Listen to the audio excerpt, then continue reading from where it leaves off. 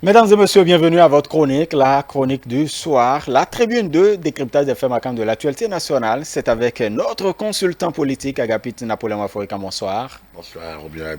Bonsoir à tous nos téléspectateurs. En tout cas, ce qui défraie la chronique, c'est bien la mort, donc le décès de Idriss Déby Itno. Nous en parlerons avec vous, Agapit Napoléon Maforican. Mais avant, vous avez donc suivi nos compatriotes qui se sont prononcés sur la gouvernance de Patrice Talon. Ils ont reconnu un certain nombre de choses. Je voudrais bien parler de Maître Robert Dossou, ancien président de la Cour constitutionnelle, avocat donc de Ricky Amadougou et de Joël Aïvor.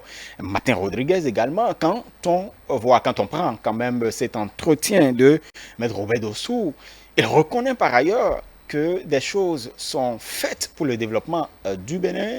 Vous dites enfin? Non, pas enfin. Il a une lecture, cette fois-ci un peu plus englobante que ce qu'il disait il y a 2 ans, par exemple, qui était une lecture beaucoup plus parcellaire, notamment sur la question électorale. Il n'a pas varié sur la question électorale, il est resté le même. C'est quelqu'un qui estime que, bon voilà, on a reculé, mais qui, là maintenant, en jetant un regard général, global, il voit que nous avons, qu'au niveau du développement des routes, il y a certaines infrastructures, que le président Talon a fait des prouesses.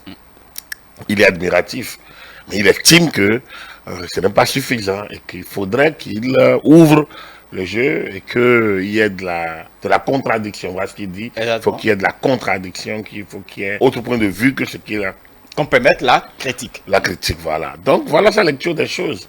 Et bon, il a parlé des lois qui sont faites pour que... C'est quand même un ancien président de la Cour constitutionnelle qui parle. Le train de loi, oui. En fait, je pense que Maître Robert Dossou, je pense que bon, avec l'âge, il essaye d'arrondir un peu trop. Parce que en fait, pour quelqu'un qui a donné la faculté des sciences politiques, et un homme qui a fait 50 années de pratique, d'abord un militant, dont un militant en tant qu'étudiant, ensuite un militant politique.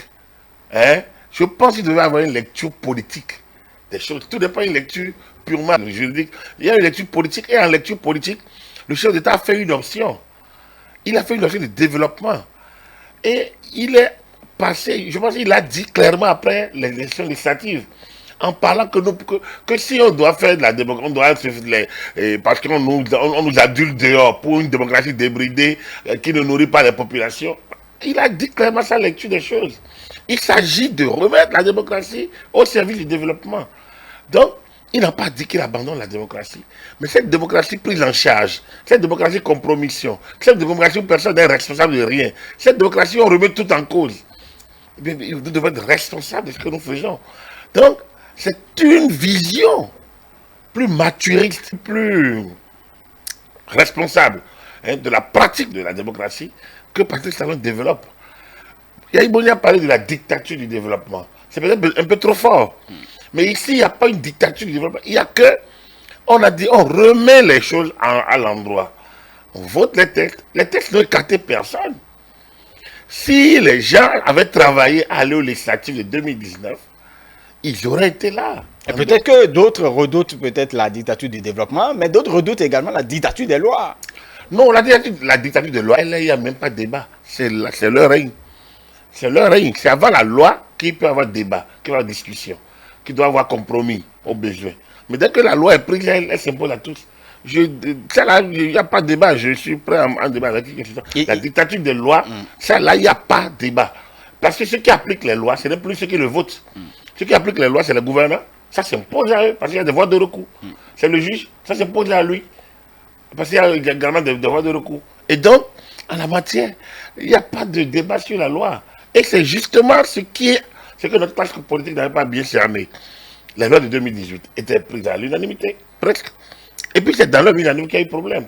Alors donc, on aurait dû régler cette affaire de comité paritaire qu'on ne serait pas là. Je pense que ce pas échappe à tous ceux qui évoquent cette question. Donc je pense que Mme Robert Dossou a une vision encore de comment ça se faisait en 90, 95. Il est encore nostalgique de sa conférence. Il est conservateur. Il est encore nostalgique. Non, c'est normal à son âge, avec l'expérience. Il est encore conservateur, oui. Il est nostalgique de sa conférence nationale. Il est nostalgique de comment eux, ils faisaient. Il oublie que nous sommes dans une dynamique, tout bouge, tout évolue, rien n'est statique. Et donc, il doit comprendre que on ne peut pas continuer avec une méthode qui ne marche pas, qui nous aliène, qui nous arrière et qui nous plonge dans des élections systématiquement problématiques. Il a dit que le chef de l'État, le président Patrice Talon, puisse mettre de l'eau dans son vin. Oui, vu ainsi, oui, on peut. On peut parce que les réformes sont contraignantes. Le chef d'État l'a toujours dit. Les réformes sont contraignantes. Les réformes créent des frictions. Tout ce qui est nouveau perturbe la quiétude, la monotonie, la situation des gens qui avaient déjà pris des habitudes. Donc, oui, est-ce qu'il faut continuer le second quinquennat avec un train de réforme? Le chef d'État lui-même avait déjà répondu à ça. Je pense que ça va se calmer. Parce que si déjà on applique ce qui est là, et on consolide ce qui est là, je pense qu'il ne doit plus y avoir... Par exemple, moi, j'estime que 2023, par exemple, la législature de 2023, normalement, tout parti républicain, tout parti responsable, devrait pouvoir. présenter Maintenant, il n'y a les plus de candidats. partis, il n'y a plus de certificat de conformité. Les partis sont déjà reconnus. Maintenant, ceux qui veulent être reconnus partis, il faut qu'ils soient. S'ils ne sont pas partis, ils n'iront pas. S'ils sont partis, ils iront. Ils n'ont qu'à aller chercher les pièces pour aller aux élections, les quitus, le quitus fiscal, les pièces, les casiers judiciaires. En tout cas, tous les papiers pour y aller sont connus. Donc, c'est à eux de travailler à avoir des papiers à jour et non avoir des doublons. Et puis, ils ont du temps pour mettre leur dossier à jour. Donc, je pense que il leur appartient de se préparer. Les temps passés, entre le moment où on quitte une phase pour une autre, il y a toujours une intersection. Je pense qu'on a passé l'intersection, c'est 2019, 2020, 2021. C'est ça que je disais que ces élections ont terminé le train de réforme. L'élection présidentielle a mis fin à la pratique des nouvelles lois, enfin en tout cas a conclu la pratique des nouvelles lois. Nous redémarrons un nouveau cycle avec la législature de 2023 et là normalement s'il n'y a pas de réforme majeure, j'espère qu'il n'y en aurait pas parce qu'il faut, comme je dis, il faut consolider ce qui est là. Donc je pense qu'il ne se posera pas donc de problème. Donc l'eau naturellement rentrera dans le vin tel qu'il demandera, naturellement, par le jeu donc de la pratique des institutions. Et là, si ceux qui seront là en 2023 devront travailler pour avoir des possibilités de parrainer en 2026. Et c'est comme ça. C'est la politique. On va s'y habituer. Les gens doivent travailler exactement. Et à force d'y travailler, à force de pratiquer, on s'habituera. Très bien. Maître Robert Dossou n'est pas le seul à quand même se prononcer. Déjà, dans un entretien, ce 18 avril 2021, l'opérateur économique Martin Rodriguez reconnaît que Patrice Talon est un génie parce qu'il a su quand même canaliser les politiques, certains politiques notamment, et justement, mais il émet quelques réserves par rapport à la gouvernance. Benoît Moussou, justement, et Mathieu Kérékou n'a pas su le faire. Il a dit. Kérékou les appelait ses élèves. Bon, et d'abord, s'il leur a laissé le pouvoir, parce qu'il estime qu'ils n'ont pas bien assimilé la leçon. Et donc, Martin Rodriguez, en tout cas, il émet quelques réserves, mais il trouve quand même que le génie de Patrice Talon s'est révélé à travers donc la canalisation d'un certain nombre d'acteurs politiques. Vous savez, sur une chaîne, sur le SAT, je pense que c'est une chaîne congolaise, où c'est tout Label, je pense que c'est Label TV. Label TV, c'est au 46 sur le forum, sur le canal. J'ai suivi un commentaire sur l'actualité au Bénin, sur les législations, ils ont la même position. Les commentateurs, Patrice Talon a transformé le Bénin. En 5 ans, il a changé le visage du pays, des infrastructures, une rigueur dans la gestion des affaires publiques, la lutte contre la corruption. Mais il dirige de main de fer. Il écarte les opposants. Il dit, oui, mais le point qui se pose, après de voir vous êtes dans la rigueur, la loi va s'appliquer aux gens. Et quand la loi s'applique aux gens, la loi ne peut s'appliquer qu'à ceux qui ont géré. Si tu n'as pas géré la loi, en matière de lutte contre la corruption, en matière d'assainissement des finances publiques, des pratiques, c'est ceux qui ont été aux affaires qui sont les premiers concernés. Donc, c'est logique que ça s'applique à ceux qui ont été par là. Et le jeu aurait été que les gens restent pour jouer jusqu'au bout. Mais bon, ils sont sortis, ils parlent d'exilés politiques, donc c'est là un peu. Donc je pense que beaucoup commencent par être admiratifs du génie présidentiel, du génie de Patrice Talon. Beaucoup commencent par être admiratifs. Et ça, c'est bien important. Le génie qui est en lui.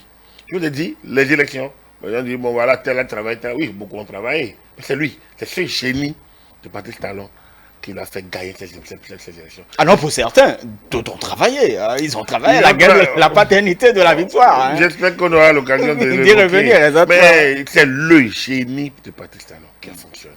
C'est lui. Aller aux réformes, c'est lui. Maintenir les réformes, c'est lui. Avancer, vaille que vaille, c'est lui. Donc, et c'est ce que dit Robert Dessous, ce que dit Rodriguez, ce que disent d'autres, c'est ça. Les gens veulent une chose et son contraire. Ils veulent qu'on se transforme les mœurs, mais ils ne veulent pas qu'on bouge les choses. Mais vous ne pouvez pas faire d'omelette sans casser les yeux. On le sait, on connaît l'adage. Donc, on ne peut pas aller au développement si on doit rester dans la démocratie délétère, permis, tout permis, compromission et laxisme au niveau général, à tout va. Ça, ce n'est pas la démocratie, c'est du laxisme.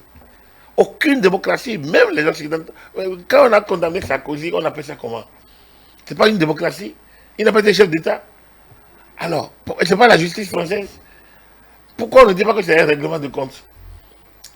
Quand le président Macron met tout le monde de côté et prend et est candidat avec les Valls, les Hollande, même Hollande, président de la République, n'a pas pu être candidat. Pourquoi on n'a pas dit, ben, pourquoi il n'y a pas de personnalité en vue? Vous voyez donc, j'ai suivi en Allemagne les conservateurs, les chrétiens démocrates. Finalement, ils se sont entendus que je suis un centriste.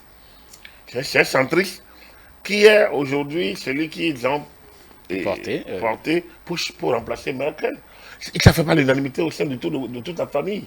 Mais justement, c'est celui qui a fait le consensus. C'est le jeu des coalitions. C'est le jeu. Donc, en clair, on n'est pas connu aujourd'hui, on est connu demain. On n'est pas connu aujourd'hui. Mais il faut quelque chose pour vous mettre devant le feu de l'actualité. En fait, c'est le demain, là, le problème. Demain, c'est un peu long, hein, parfois. Il faut quelque chose pour vous mettre devant le feu de l'actualité. Personne n'est connu à la naissance. Personne n'est connu à la naissance. Ce n'est que des événements qui les mettent devant le jeu. Donc, du coup, je ne vois pas où est le problème. Les gens sont... En fait, il y a une sorte d'égocentrisme exacerbé qu'il faut que, je pense, que Patrice Talon a réussi à casser.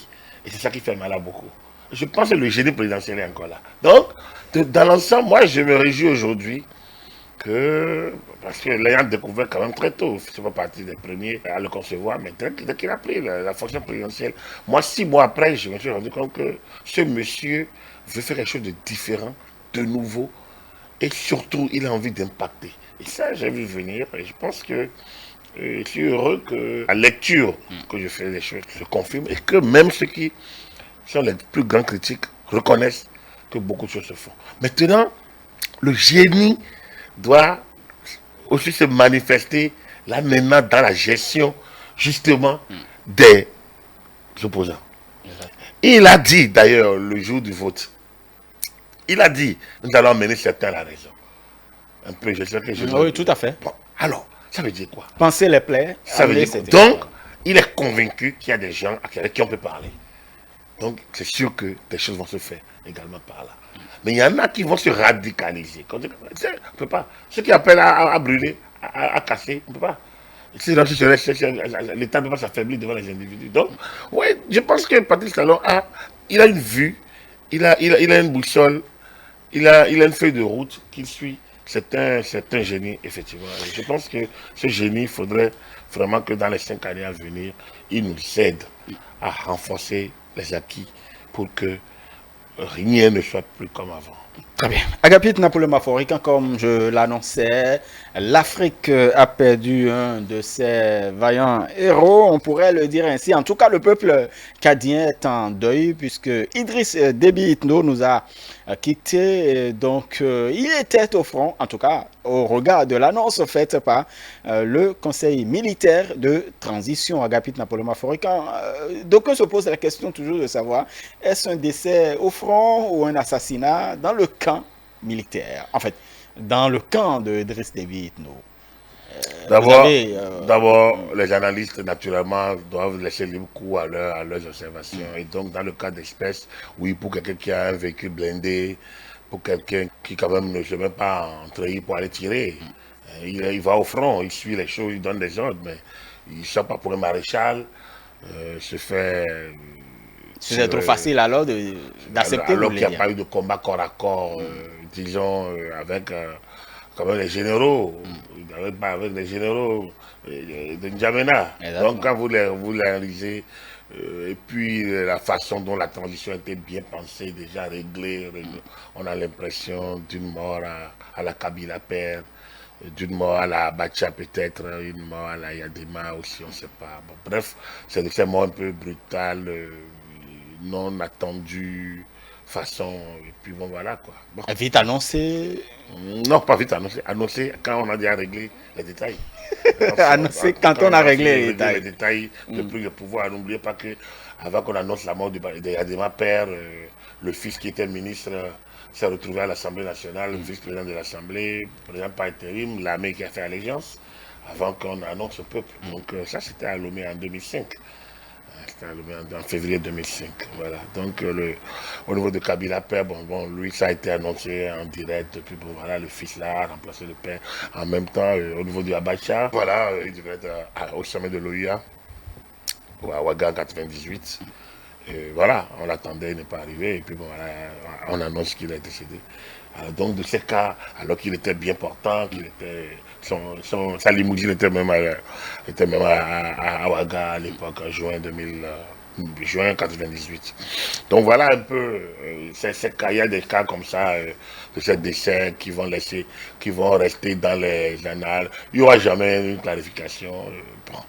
Maintenant, après, l'essentiel, ce qui compte, c'est l'après. Exactement. La transition, puisqu'on annonce une transition de 18 mois. Les généraux, il y a 15 généraux qui sont aux affaires actuellement, à la tête desquels il y a le fils du général 4 étoiles, donc général du corps d'armée, qui est le président du comité de transition, pour 18 mois. Bon voilà, on verra bien, on verra la cohésion, on verra ce qui va se passer à l'interne.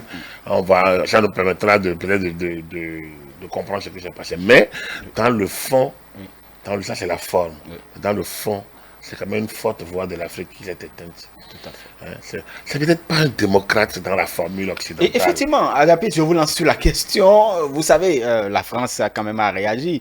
La France pense justement qu'elle a perdu un ami courageux et un allié au Sahel, bien évidemment, dans la lutte contre le terrorisme. C'est exactement ce que je voulais vous dire. C'est pas une démocrate comme l'ont conçu les grandes démocraties qui l'ont vécu sur du temps. Mais c'est un Africain. C'est un digne fils de l'Afrique, on peut le dire. Idriss Déby était prêt à aller au front contre les radicalistes de Boko Haram, par exemple. Exactement. Il était prêt à aller contre les djihadistes. Il était prêt. C'est quelqu'un qui avait envie de libérer l'Afrique. Donc, en dehors de Kadhafi, qui est parti, il était peut-être dans une certaine mesure peut-être bon, mais ça fait des temps les Mobutu, mais aujourd'hui c'était pratiquement la voix qui porte en Afrique, surtout en Afrique sud du Sahara, en Afrique centrale, en Afrique de l'Ouest, c'était la seule voix. Puis au Maghreb, après le printemps arabe, il n'y a plus de voix forte. En Afrique du Sud, plus ou moins, mais sur le continent, dans le ventre du continent, Idriss Déby, c'était la voie qui passe. Et il y a une position stratégique importante depuis toujours pour la France. Et donc la France l'a aidé à venir au pouvoir en 90. La France l'a sauvé des rebelles en 2006. La France a toujours été là. Donc, c'est tout protégé de la France. Parfois, ça ne va pas toujours entre eux. C'est l'histoire de... Mais est-ce que ce n'est pas une question de poids de mesure quand on sait qu'on le traite de dictateur ailleurs, la France qui le soutient, justement, alors qu'on dit, voilà, démocratie. Est-ce qu'il n'y a pas quand même un paradoxe? Oui, mais si les Africains restent naïfs, c'est leur problème.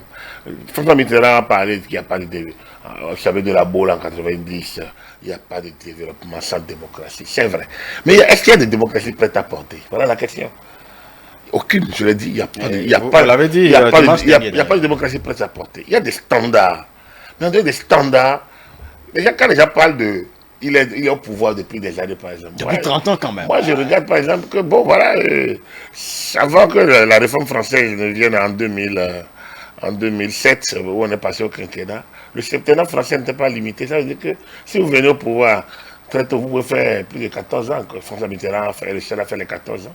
Mais vous avez pu faire 21 ans au pouvoir. Donc on est plus loin de 30. 3 fois 7. Par exemple, ce n'était pas limité. En Allemagne, le chancelier n'est pas limité dans il est le chef de l'exécutif. Il n'est pas limité. En Grande-Bretagne, il n'y a pas de limite. tant que vous êtes le patron de votre parti. Le problème qui se pose, c'est que il faut que chaque pays adopte son modèle. Il n'y a pas un modèle standard qu'on va imposer à qui que ce soit.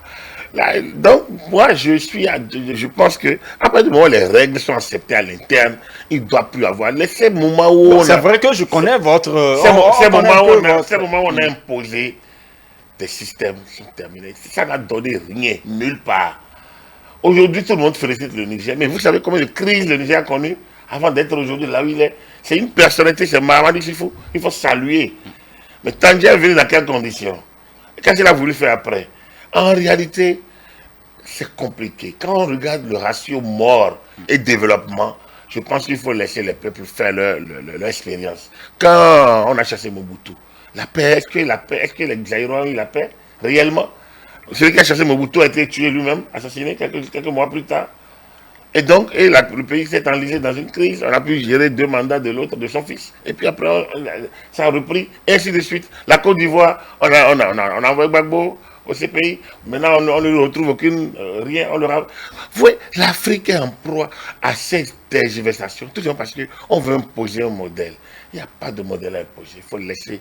Je dis toujours qu'il y a des standards internationaux auxquels nous sommes partis. On les prend. Mais après, l'alternance, c'est de remettre ça en jeu. Ce n'est pas nécessairement que quelqu'un parte. Moi, c'est ma position. J'y tiens. Parce que j'estime que ceux qui nous l'ont imposé ne le font pas nécessairement. L'Église catholique, le pape, il est là ad vitam.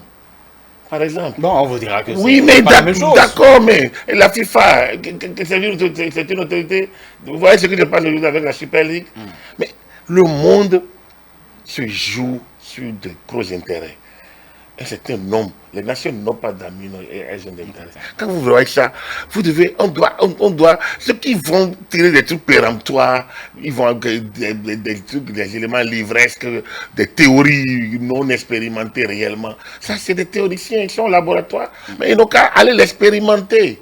Hein, normalement, à des niveaux donnés, voire de manière concrète, de 90 à 2010, de 2010 à 2020, faisons le point de la démocratisation en Afrique, tel que ça a été imposé ou ça a été lancé en 90. Vous allez vous rendre compte, regardez le Mali aujourd'hui, regardez le Congo, Sassou Nguesso, on l'a balayé, il est revenu par la guerre et il est là depuis la pas élection.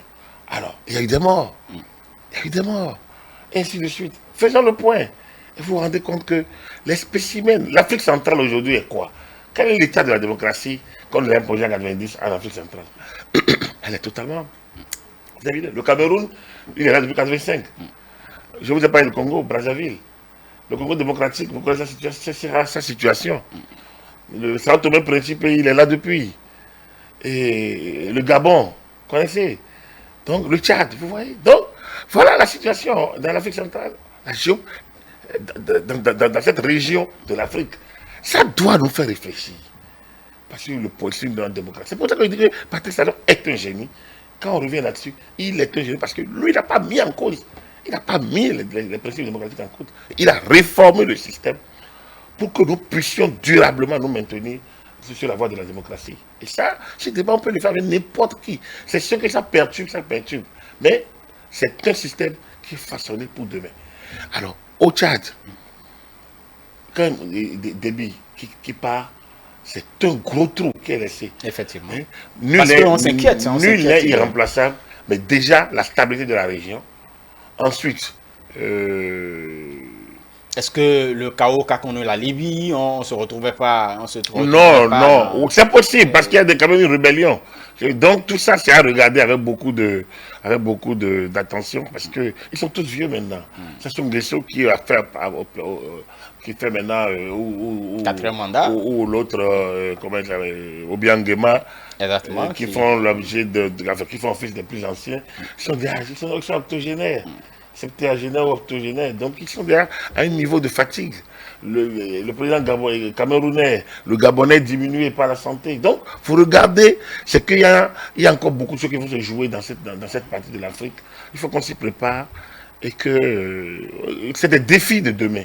Hein? Donc, ce départ, il ouvre des perspectives, peut-être heureuses pour les Tchadiens, mais il faut peut-être regarder aussi l'impact avec le djihadisme, avec en analysant toute la géopolitique de l'Afrique centrale actuellement, il faut vraiment être circonspect. Il faut regarder avec beaucoup d'attention si je passe de ce côté-là. Très bien. Merci beaucoup à vous, Agapit Napoléon Maforican, consultant politique, expert en gouvernance, consultant médias et communication. Mesdames et messieurs, merci donc d'avoir suivi la chronique du soir. Nous allons vous retrouver maintenant dans votre causerie débat. Ça se discute. Restez avec nous.